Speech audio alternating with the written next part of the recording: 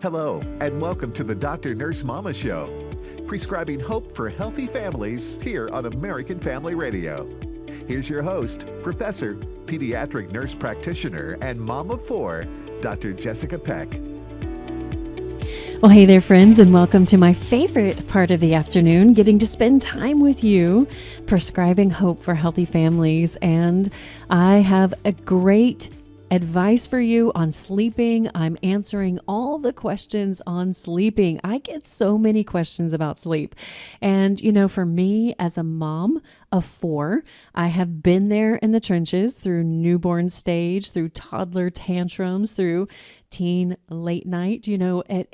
People will say, like, how did you do your doctoral degree when you had four young children? And I say they go to bed at like 8 o'clock. That gave me a couple of hours that I could have some study time. But when they're teens, they don't go to sleep.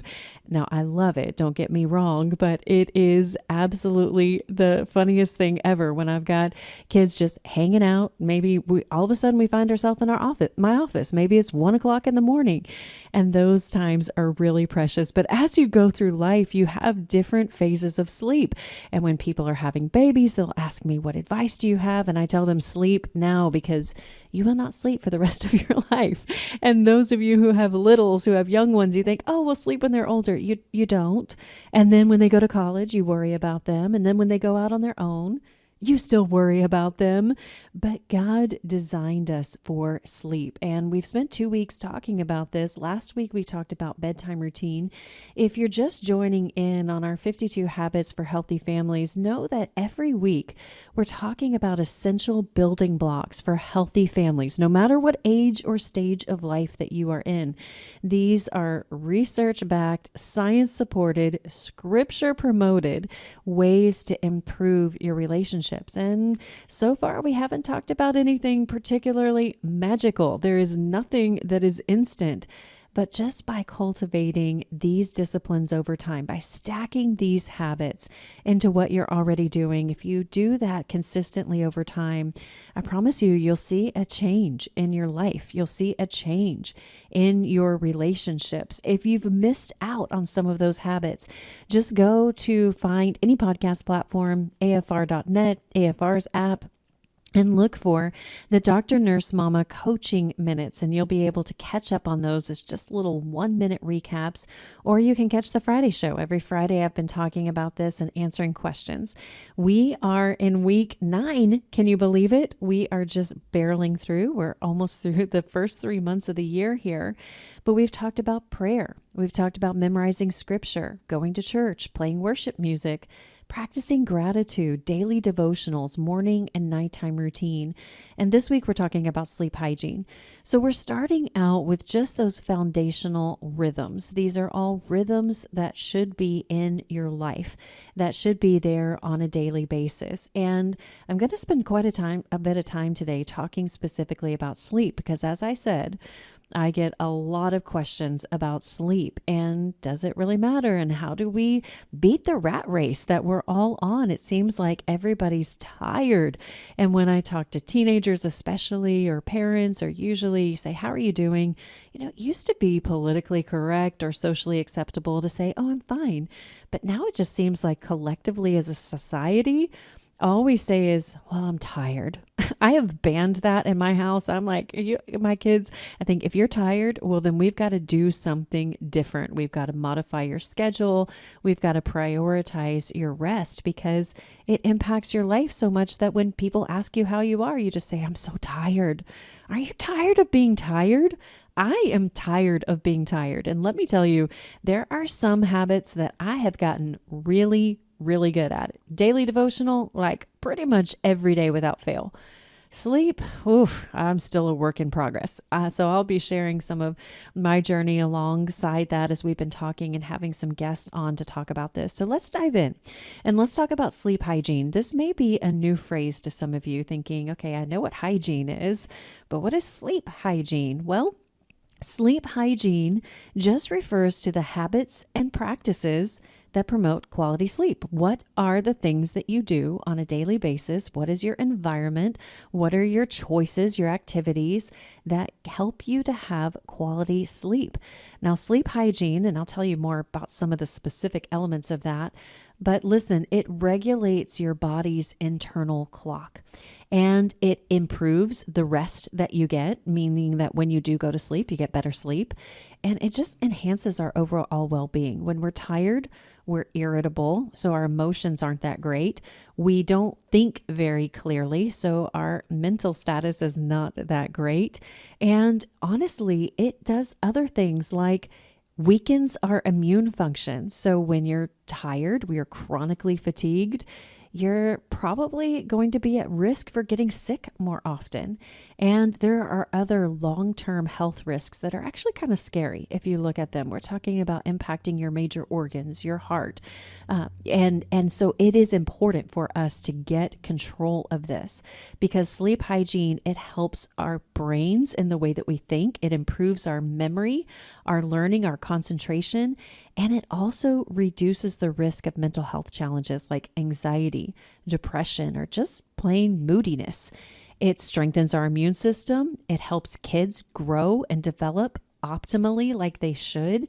It reduces the risk of overweight, of heart disease, of diabetes, and those things are all really important. But I think the one thing that I want to concentrate on today is how sleep hygiene, it helps our kids to behave better. It helps them to regulate their emotions, and that improves our family dynamics. That changes the way that we function on a daily basis because you've got parents then who are more able to maintain patience and have the energy that is required for constant teaching and training that's required all during the day, or just maintaining those conversations and reserving some emotional energy for the people in your life that matter.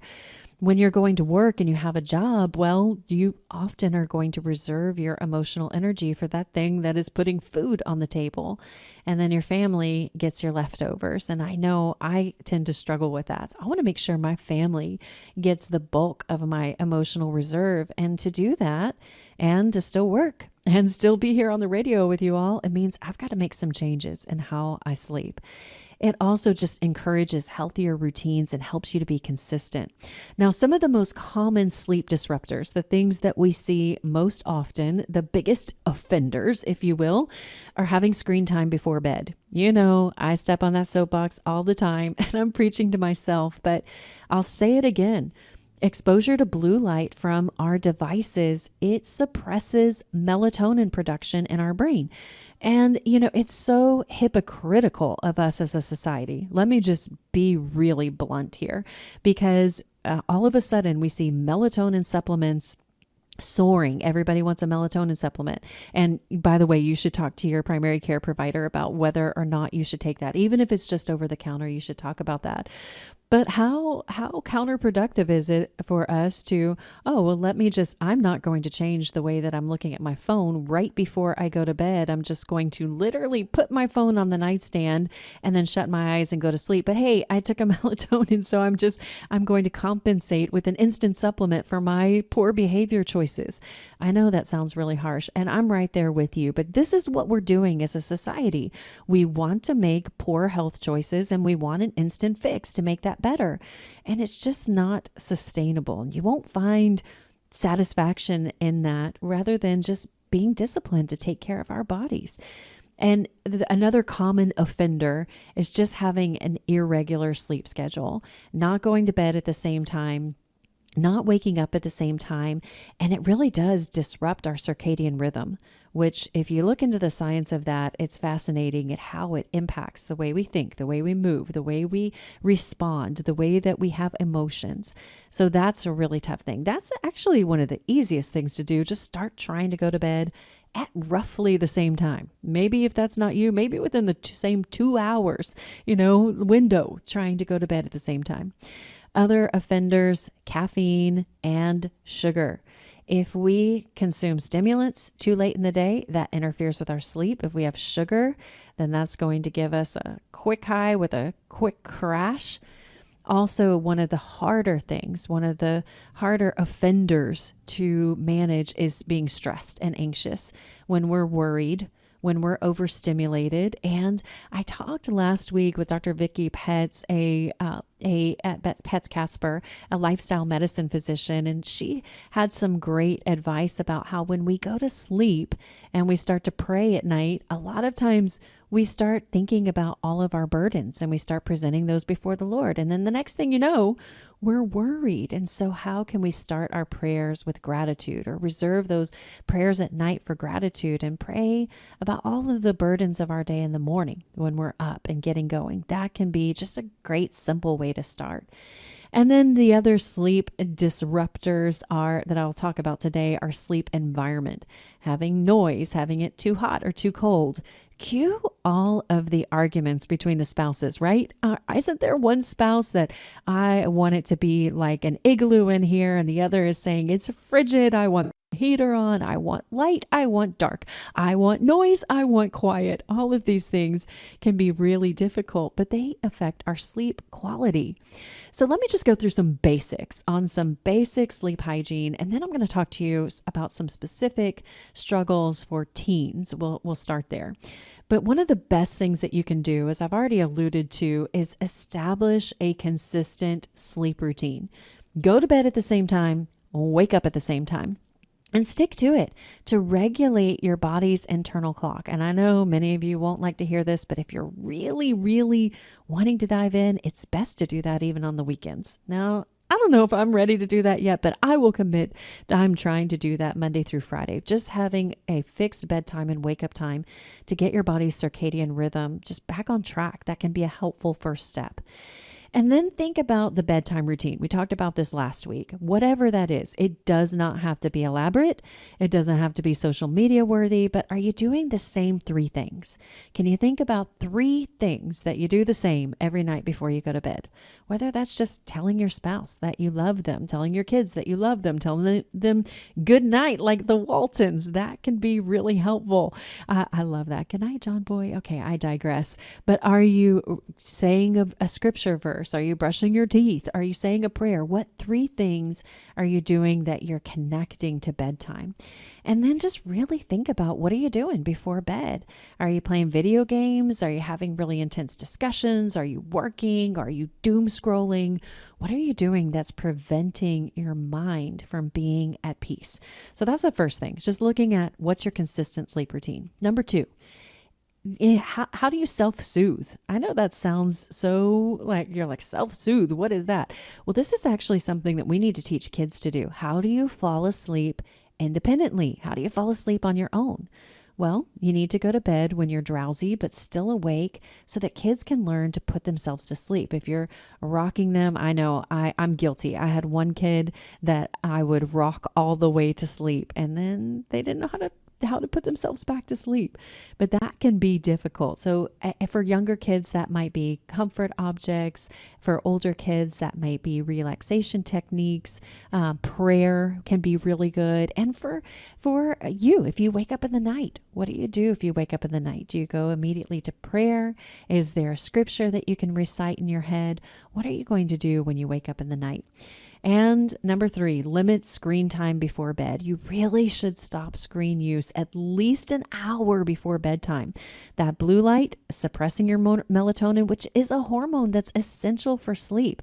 So if you are using it, use a blue light filter or a night mode setting. That can be really helpful. And hey, here's something really radical. Just think about, don't keep your phone right next to your bed. If you want just a baby step, keep it across the room so you're not tempted just to reach on the nightstand to grab it and see. You can get this really, a fancy contraption called an alarm clock that will tell you what time it is. I know that's absolutely, now I'm just speaking like crazy talk, right? But really, those are the things that we can do. Establish a consistent sleep routine, limit screen time before bed. And when we come back, I'll talk about some of the other things that we do during the day. I'll talk about the environment, looking at the environment of your bedroom. And we'll start talking about some of the trends that are currently on social media telling teens how to sleep healthy. But is it? I think it's Probably not. So don't go away. We'll be right back with more on sleep hygiene on Ask Dr. Nurse Mama Friday. Yay! See ya on the other side of this break.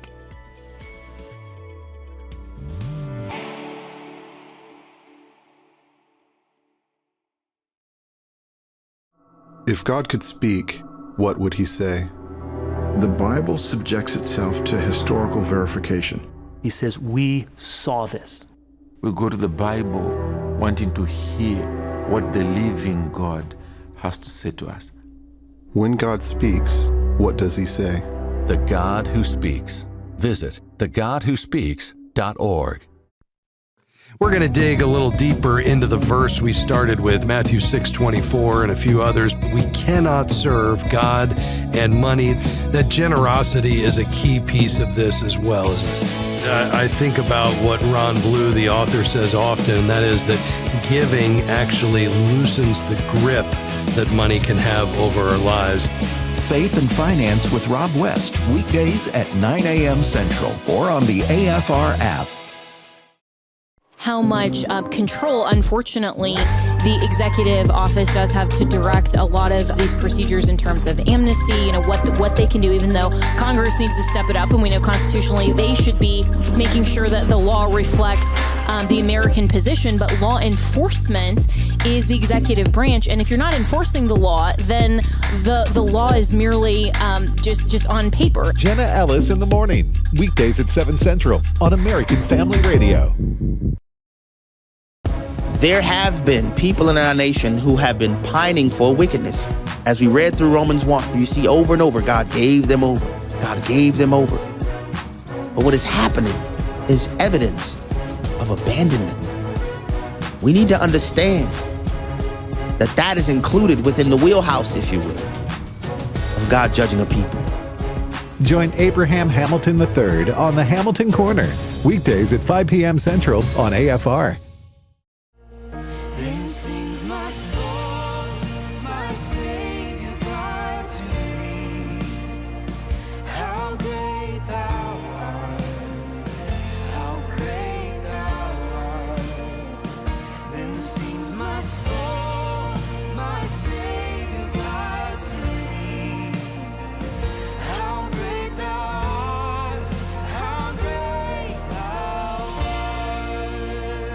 Welcome back, friends. That is How Great Thou Art. Until That Day by Matt Redman.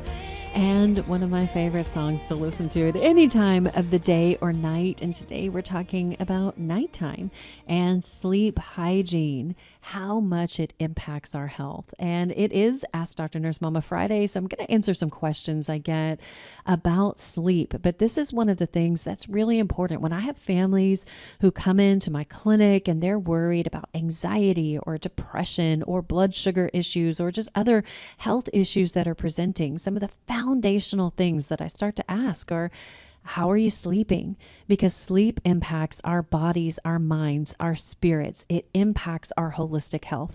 And before the break, I was talking about some specific strategies for sleep hygiene. We've talked about having a consistent sleep routine, going to bed at the same time, having those same 3 things that you do at night, limiting your screen time before bed, and then thinking about what are you eating or drinking before bed. You really shouldn't eat a big meal and go to bed. I know that seems like common sense, and yet sometimes we do that. We have a snack, which turns into a meal, right? Or thinking about the caffeine that you're taking before bed. These are just kind of some common sense things, but also thinking about physical activity. Are you moving your body during the day? Because if you're sitting at a desk all day and then you come home and you sit and you just sit all day, well, then your body is tired, but your body may not be tired, but your mind is tired. And then you've got this disruption in your circadian rhythm. So think about, are you making your body as tired during the day as your mind is? And so maybe that's just taking a little walk when you get home, or taking a walk after dinner, or getting up and doing something active. That actually might help your sleep. Let's talk about the environment.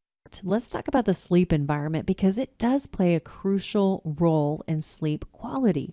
Now, your bedroom, ideally, for most people, the best ideal sleep conditions are going to be cool, dark, and quiet. And you got to think about your lighting. Can you dim the lights an hour or two before bedtime? Can you turn off an overhead light? Turn on a lamp that's just going to signal to your brain, hey, it's time to start winding down. Maybe you need to invest in some blackout curtains to block the outside light. Maybe you need to consider just a night light that with a color that's red. Actually, those colors are less disruptive to melatonin production. So look into different colors of nightlight. That might actually help.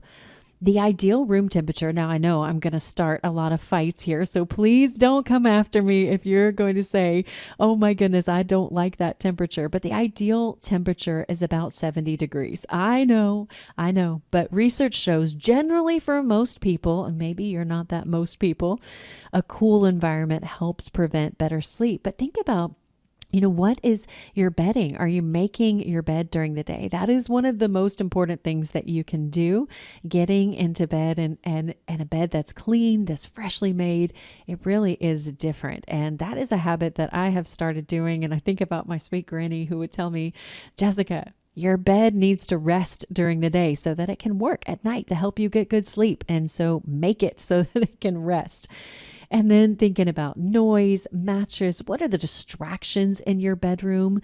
How are you, if your bedroom is not a dedicated sleep space, that can make it difficult to sleep in there too. If you're working in there, if you have a desk in there, if you are watching TV, if you have toys or school supplies or other electronics or things that are telling you do other things, you're sitting in your bed all day long, looking at social media or sitting with your laptop in your bed, well, then it can be hard for your brain to say, oh, wait, is this laptop time or is this sleep time? I don't know. So only using your bed for sleep or intimacy is really important.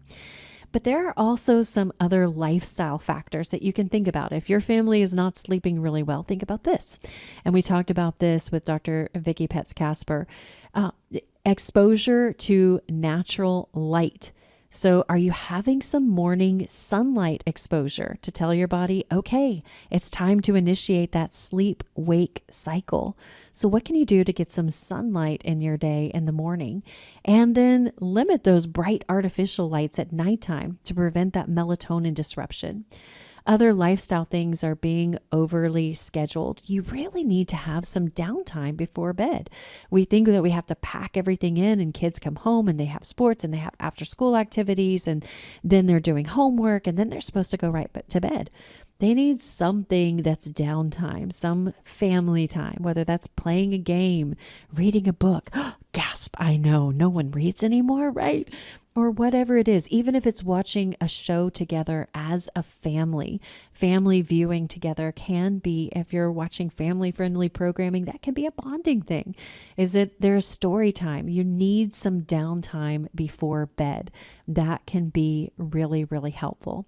So let's talk about some teenagers and how we see some sleep trends, because especially for teens, I see a lot of challenges, and teenagers are highly influenced by social media, and they say, hey, you're having trouble sleeping, which is a common problem for teenagers. And some of us are really just like, 60-year-old teenagers, right? Like we still have some of those habits there, but viral sleep trends are a really real thing.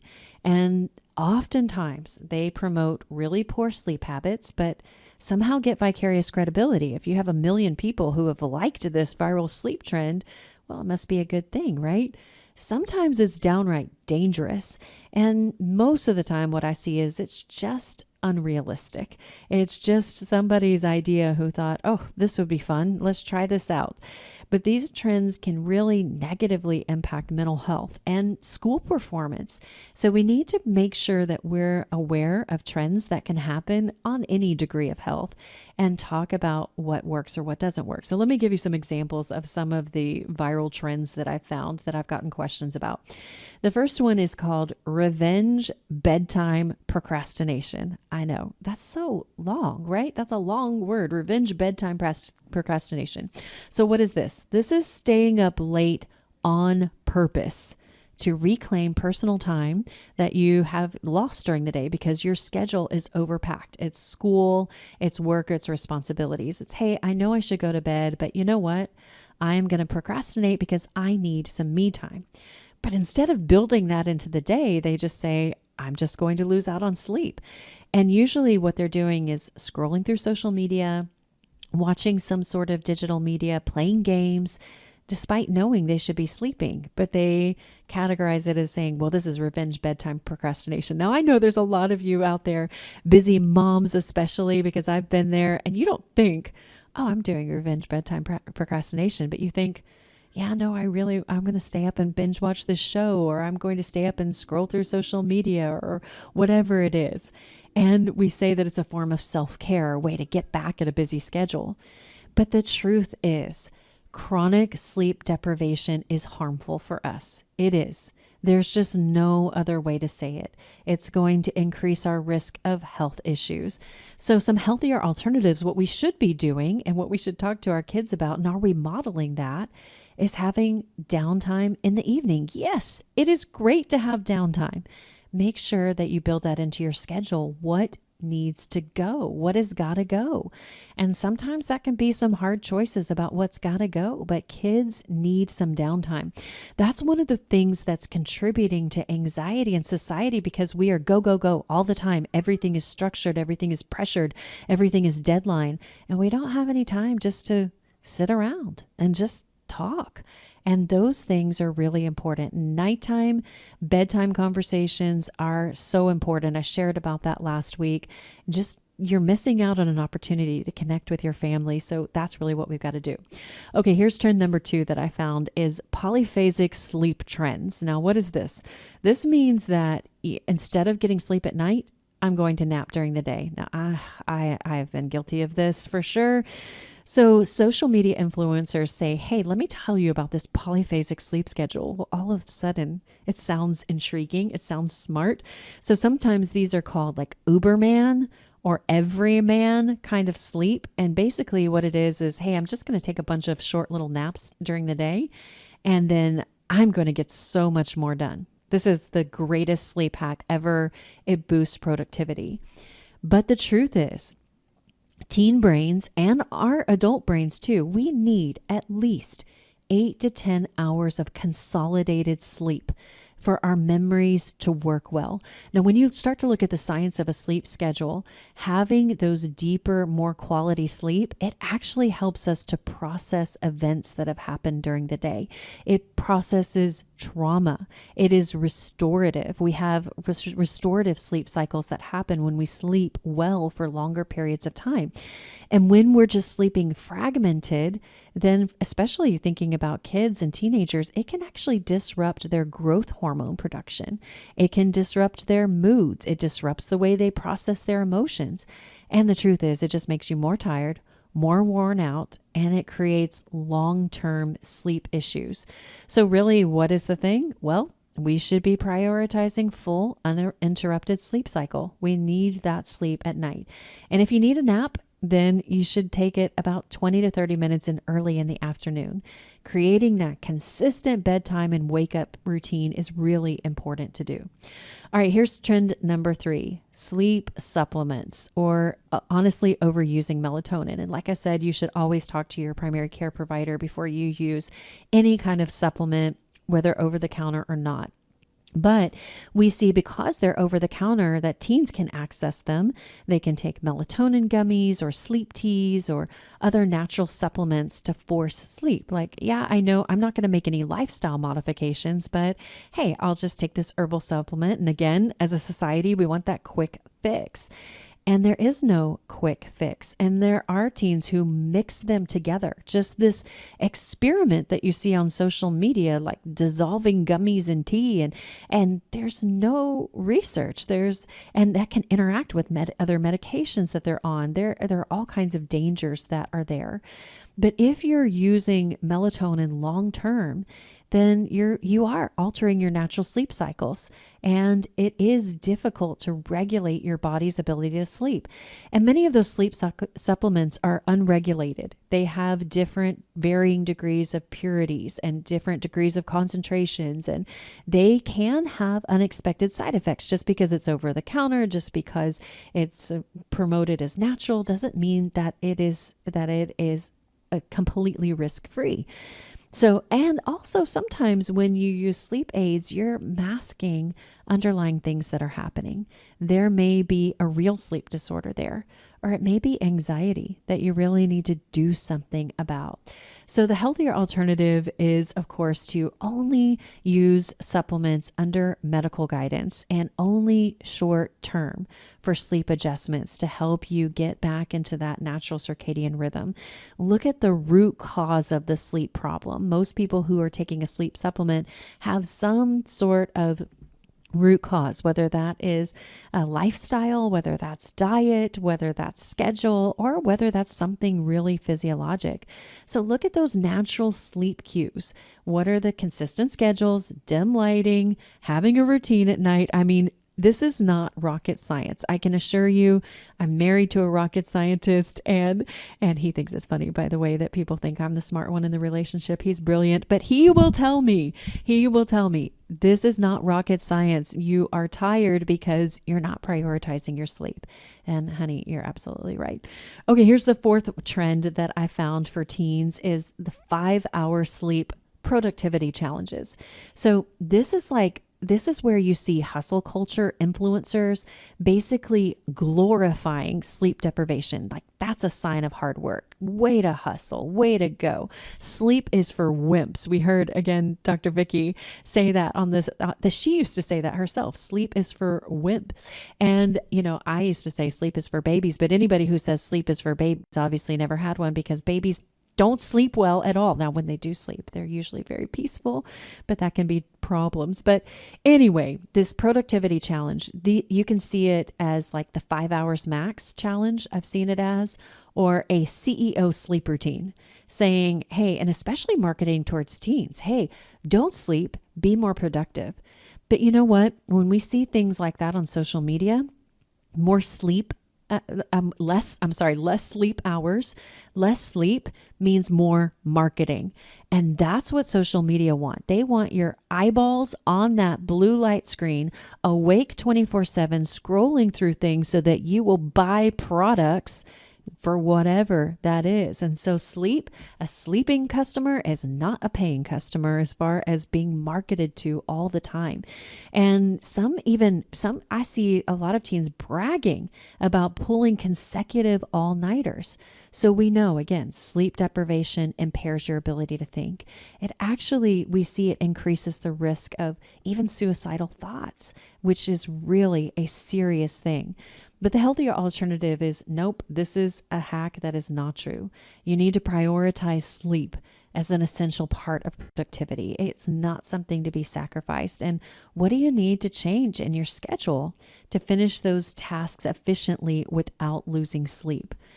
Other ones that I see are ASMR and caffeine for better sleep. So saying ASMR, that's autonomous sensory meridian response. Maybe you've heard ASMR. That's what it stands for. It's basically videos or ambient noise or sleep hypnosis videos every night that you can't go to sleep without them.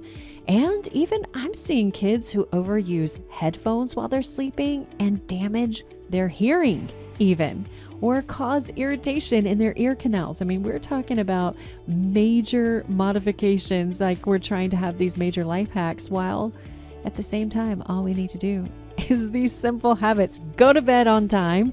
Don't look at your phone before you go to bed, and make sure your bedroom is clean and dark and cool. When we come back, I'll finish talking about these TikTok trends, and I'll talk about safe infant sleep for newborns and some concerning trends I'm seeing come out of research. I'll be right back.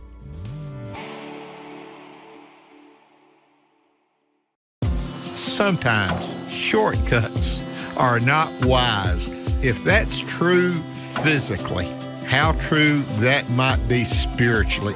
I think all of us have shortcut stories, Yeah. But there's some you don't want to shortcut when it comes to getting to God, do you? There is no shortcut to God. It's only through Jesus. Exploring Missions with Bert and Nathan Harper. Saturday afternoons at 2:30 Central and Sundays at 1 Central on American Family Radio. Sadly, as believers, we can be pretty self-centered and selfish about our prayers, praying for I, me, mine. The Lord taught us to pray the Lord's Prayer. It says, our Father. Not just simply my Father, but our Father. We need to pray much daily for each other and pray with one another as well. That's so very important for each and every one of us. Tune in to the Hour of Intercession, weekdays at 3 a.m. Central on American Family Radio. Little did you know that the same legal terminology, the same legal terms that we use today, probable cause, just cause, there's multiple ways to describe it, but David uses that same terminology. How do we know what's just? Well, we know what's just by looking at God's Word. That's where we get our ultimate definition of justice from. AFA at the Core with Walker Wildman. Weekday afternoons at 1 Central on American Family Radio. Some guy who claims to be a girl is not science. I'm sorry. It's not. You just can't claim to be something that you're not. No, we don't allow people to choose their ethnicity. No. Or their age. No, I can't say I'm an Eskimo, so provide me with a free igloo. We don't let people do that. We don't. You're a male, and you can't claim to be a female, because you're not. Today's Issues, weekday mornings at 11 Eastern and 10 Central on American Family Radio. Okay. I'm about to have a good day. No matter what they say. The sun is shining down on me. Birds are singing praise. I'm about to have a good day. In every single way. The God who made the universe knows me by my name, so it's a good day. Baby in my arms, walking through the neighborhood. Living in the present, not what I shoulda or could. I remember back when I was low as a rug. Now I'm standing up, look at what my Father does. Turning all things new, gray skies blue. Hear the church saying, won't he do it? I know he's got my back. That's why I'm singing that. I'm about to have a good day. Welcome back, friends. Are you having a good day on this Friday? Every day is a good day when we are cared for by our Heavenly Father. And today we are talking about nights and sleep. And I'm answering all things sleep on this Ask Dr. Nurse Mama Friday. I get so many questions about sleep. Let me give you some biblical perspective on sleep. God designed our bodies to sleep. He designed our bodies to rest. We cannot, in our own wisdom, think that we can have life hacks or ways that we can work around that to say, hey, I'm a little wiser than that. I don't need sleep. Well, God designed you to need sleep. It is a limitation of our human body, but it serves an important function for us emotionally, physically, and spiritually. The verse that I'm memorizing this week comes from Proverbs chapter 3. And the heading of this in Proverbs 3 is "Blessed is the one who finds wisdom." And there are a lot of scriptures here about wisdom. And couched in the middle of that, we find Proverbs 3:24. If you lie down, you will not be afraid. When you lie down, your sleep will be sweet. And we talk about sweet dreams all the time. But God has given us the wisdom that we need to take care of our bodies as He designed them, to take care of our lives, to have the disciplines to live a healthy lifestyle, especially when that comes to sleep. Right in the middle of that, it is, if you lie down, you will not be afraid. When you lie down, your sleep will be sweet. But we have to have the wisdom that comes from that. Before the break, I was talking about some of the wisdom that comes from social media, which is really not wisdom, and how we can do these life hacks and how we can really say, hey, here's a justification to say you can do whatever you want to do and you don't need to have the discipline to go to sleep. I know I struggle with this. I'm preaching to the choir. I'm preaching to myself. I know. But we really, as a society, have got to get control of this. So I was talking about ASMR, that autonomous sensory meridian response. These are so big among kids. I mean, when you talk about ASMR, people have ASMR channels that they just have those sounds that give you a brain response.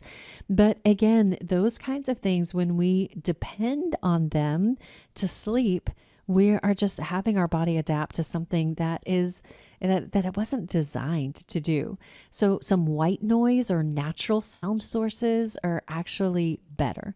So that would be some nature sounds if you have to have sound in the room. I know I like that. Rain sounds or just white noise. And then gradually, that's really, you got to look at why do you need that? And what else is going on?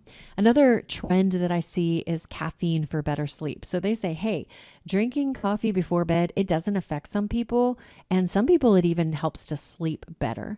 And then we see, especially teenagers, drinking very high caffeine drinks, which usually have a lot of sugar in them too. Energy drinks, matcha, or the trend that I see is the Sleepy Girl mocktail. So that's a mocktail, of course, doesn't have alcohol in it, but it can have definitely caffeine. But here's the thing, caffeine blocks adenosine, which is a chemical that makes you feel sleepy, and it disrupts our deep sleep and our REM cycles. It increases heart rate, it makes us anxious, and it increases long-term sleep problems. We really need to be avoiding caffeine at least 6 hours before bedtime. But it's hard because kids are up late, they're trying to do their homework, and then they think, okay, I can't stay awake to do my homework, I've got to take this caffeine, but I want to go to sleep instantly. So what do? Well, I'm going to take a melatonin gummy, right? See, all of these ways that we are trying to do whatever it is that we want to do without just recognizing what it is that we need to do. And that can be really difficult. So let me give you some key takeaways for encouraging healthy teen sleep and our own sleep as well. So really, it's just avoid those social media trends that say, hey, being sleep deprived and taking supplements and these hacks, like just know that's not true. Know that you got to sleep 8 to 10 hours a night. You need a consistent sleep routine. You need to turn off your phone or your screen at least an hour before bed. You need to move your body during the day, and you need to limit caffeine intake at night. I mean, really just those simple things can really transform your relationships. And isn't that worth it? To have less irritability, to have more patience to deal with things during the day. Let me talk about some specific teen issues. Now, sometimes there's student athletes. A lot of times we have athletes who are extraordinarily accomplished, but they need to know that they can maximize recovery through sleep. Sleep is crucial for muscle repair, for endurance, for reaction time. And when you're not sleeping, you got slower reflexes, you have poorer performance, you have increased risk of injury because that reaction time is decreased. And growth hormone, that's also essential for muscle recovery, it's released during those sleep cycles. So the hard things for athletes, though, if you have a late night practice, a late night game that you're traveling back from, you have early morning training session, you have that post-exercise adrenaline rush, or your muscles are just sore and you can't sleep. So if you are really waking up really early, maybe this would be a teen who does need a 20 to 30 minute nap in the afternoon to catch up. They need a nighttime cool down routine, whether that's stretching or deep breathing or whatever their athletic trainer recommends. And protein or a carb snack before bed might also, again, talk to your primary care provider about specific needs for sleep athletes, but it helps the muscles recover without disrupting sleep. So that can be something that they need a snack before bed. Making sure that they're hydrated, but drinking those fluids earlier in the day so you don't have a game late at night and then you feel dehydrated and then you drink all this water and then you've got to get up in the night and go to the bathroom. That can be really difficult. I also want to talk about, in addition to athletes, another common question that I get in category is teens who game a lot. They don't sleep because they're gaming either late at night. Again, we've got this blue light exposure suppressing melatonin. We've got a delay of the body's natural sleep-wake cycle, that circadian rhythm. But also we've got adrenaline. You're playing an action-packed, competitive game. That triggers a fight or flight response in your brain. It keeps your brain highly alert. You've got the excitement of winning. You've got fast decision-making. You've got social interaction that makes it really difficult to wind down. And if you're playing games late, that can be really disruptive because you're not going to bed.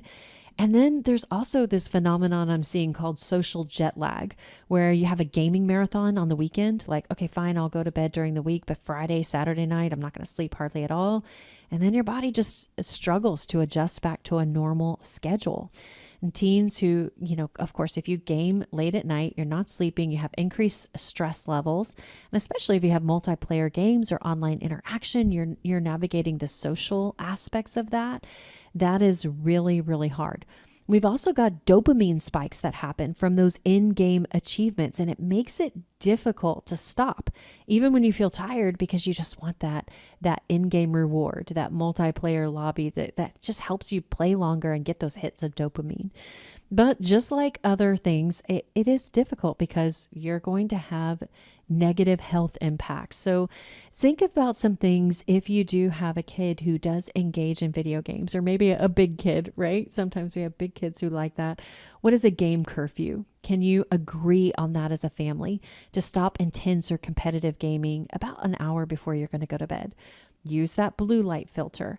Create a post-gaming wind down routine, like making sure they have a routine that they're going to be able to make their brain stop a little bit. Don't drink energy drinks or caffeine drinks right before bed when you're gaming. That can be really, really something that's important to do. And sometimes even just thinking of things of like the lighting on your monitor can be helpful. But those are things, really the most important thing with gaming is boundaries. Just setting boundaries together as a family. Like, when are you going to get off? Let's agree together how long you're going to play and when you're going to stop. Those boundaries are really, really important because it's really hard to self-regulate, and they need some accountability that's mutually set on. I also see a lot of busy students who are juggling school and activities and sleep.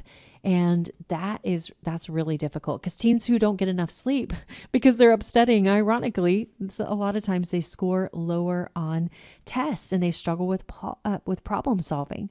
So we see this with late night studying, cramming for exams, having a lot of extracurricular activities, or just being stressed and anxious about your grades. You can't go to sleep. I have lots of questions from parents about that. And really, the sleep strategies for that are study smart, not late. Really, you should break the study sessions into 45-minute blocks. I always say to my students that the brain can only absorb what the bottom can endure. And so sitting for long periods of time isn't good. So set an alarm clock if you have a kid who's studying, and go in and just take a 5-minute break. Have them walk around their room, walk around the house, walk around the block. Give them a little snack. That can be really helpful. And set that homework cutoff time, recognizing that studying sometimes really late can be counterproductive. That lack of sleep that you have will impact your reaction time, your ability to think. So at some point you start losing when you're studying because you are giving up on that sleep that you need. And you can plan sleep like a class. That's a great mindset for some kids who see their academics as a non-negotiable part of their schedule. Once you understand how sleep impacts it, treat sleep just like it's a class. That can be helpful. So just sticking to a schedule. Again, I'm saying these things over and over again because they're good for everybody. Avoid caffeine and energy drinks later and all kids should avoid all energy drinks ever. I'll just put that out there.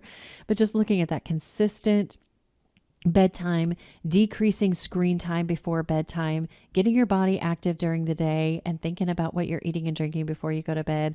Those 3 routines, what things are you doing normally before bedtime? That can be really, really helpful.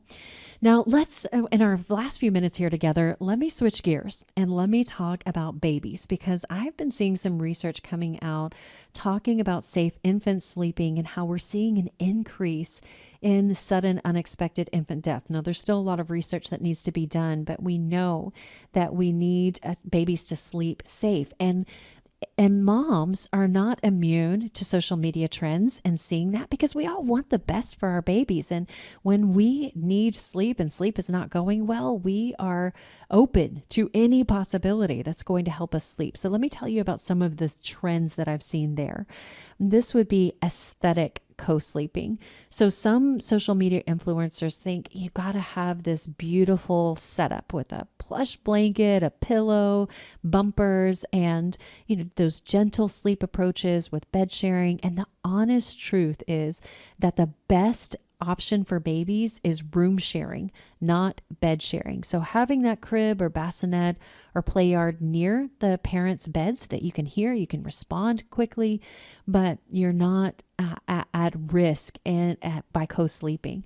And some of the risk factors that the American Academy of Pediatrics talks about in research is one of the biggest risk factors is being overly tired. Well, what parent of a newborn or a baby do you know that's not overly tired? And I've seen some really tragic situations that have happened from bed sharing, from parents inadvertently smothering their babies, which is just so terrible to talk about. But that's why it's so important to have safe sleeping, and that can be really important. So safest sleeping is room sharing, not bed sharing, making sure they have a firm, flat sleep surface, no pillows, no blankets, no decor, and that can be really important. I'm also seeing these weighted sleep sacks and weighted blankets, and they're marketed saying, hey, it's deep pressure therapy. They'll calm the nervous system and they reduce startle reflexes. But the truth is they can restrict chest movement. They can reduce oxygen level. And babies don't have really strong musculature, muscles around their respiratory symptoms. So they do not recommend weighted infant sleep products because of the risk of sudden infant death and suffocation risk. So a regular sleep sack, not weighted, that might be okay to keep your baby warm. And again, talk to your primary care provider about this, about what is the safest sleep for your baby. We also see a lot of DIY hacks like rolled up blankets or towels or positioning devices, but babies can roll. They can get trapped in unsafe positions, and restricted movement actually prevents their natural motor development, and reflux risks are better managed by feeding, not sleep props. So really no sleep props are recommended. Oh, there's so much more I could talk about. I am out of time for the ABCs of sleep safe, but let me tell you, babies should sleep alone in their own safe space. They should sleep always on their back for both naps and nighttime, in a crib that has a firm, flat sleep surface. And those are ways. But make sure if you have a baby, talk to your primary care provider about safe sleep for babies, and make sure that you are giving your baby the safest, the sweetest sleep possible.